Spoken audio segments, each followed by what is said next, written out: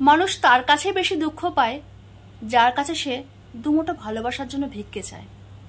যার প্রতি অসম্ভব টান থাকে সেই তার বিসর্জনের কারণ হয়ে দাঁড়ায়।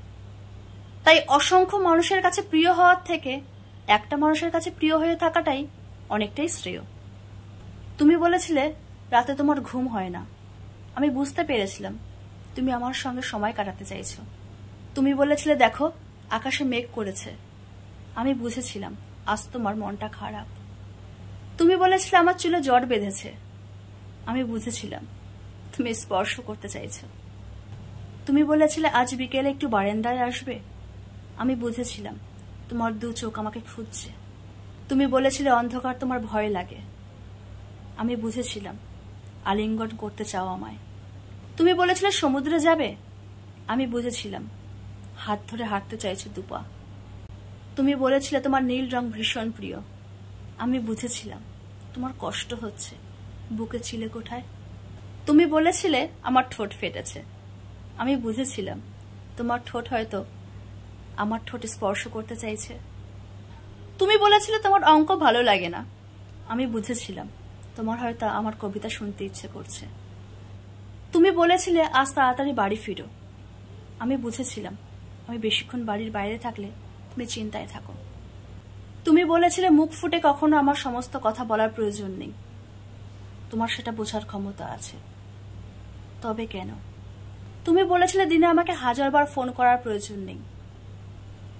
দিনের প্রথম ভাগে একবার তোমার স্বরটা শুনলেই যথেষ্ট। তবে কেন? তুমি বলেছিলে আমি তোমার বেঁচে থাকার অনুভূতি, আমি তোমার অক্সিজেন। তবে কেন? যদি কখনো একা আধার ঘরে বসে থাকতাম তুমি তার কারণ জানতে। তবে আজ কেন? তবে কি বিচ্ছেদটা তুমিই চেয়েছিলে? দূরে যেতে চেয়েছিলে আমার থেকে, মুক্তি পেতে চেয়েছিলে। আজ জানতে চাইবে না আমি কিভাবে রয়েছি? দিনের প্রত্যেকটা মুহূর্তের হিসাব তো তুমি রেখেছিলে। আজ কেন? আজ কি জানার ইচ্ছে একদমই নেই?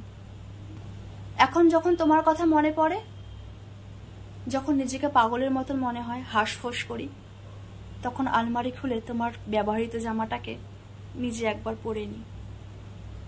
তোমার গায়ের গন্ধটা খুঁজি, নিজের মনটাকে বোঝানোর চেষ্টা করি তুমি আমার কাছেই আছো, সব ঠিক আছে। ঠিক আগের মতো যখন ভেজা তাওয়ালে স্নান করে বাইরে বেরিয়ে আসি, মনে হয় তুমি পেছন থেকে এসে জড়িয়ে ধরবে। ঠিক আগের মতো বলবে আমি আছি। মনে হয় জড়িয়ে ধরে বলবে পৃথিবীর এই নরক যন্ত্রণার মাঝে আমি তোমাকে একা ফেলে কোনোদিন কোথাও যাব না। মাঝে মাঝে মনে হয় তুমি আমার খুব কাছেই আছো, হয়তো আমার সঙ্গে কানামাছি খেলছো। চোখ বন্ধ করে তোমার নিঃশ্বাসটা পাই, তোমার গায়ের গন্ধটা পাই। সারা শরীরে যেন রোম রোম করে জানান দেয় তুমি আমার পাশেই আছো। মনে হয় তোমার শরীরের গন্ধটা একটু একটু করে আমার মধ্যে ইনজেক্ট হচ্ছে, কিন্তু পরেক্ষণেই আমি হাক ফাক করে তোমার অনুভূতিটাকে খোঁজার চেষ্টা করি। বিশ্বাসই হতে চাই না যে আমি একা আছি আর তুমি আমার পাশে নেই।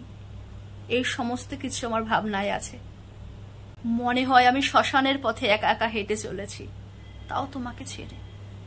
ফেলে আসা তোমার শরীরের গন্ধের মাঝে একটু একটু তোমার ভালোবাসা খোঁজার চেষ্টা করি, কিন্তু আজ অনবরত প্রতি মুহূর্তে আমি ব্যর্থ তোমাকে ভালোবেসে। এটা কি আমার ভুল?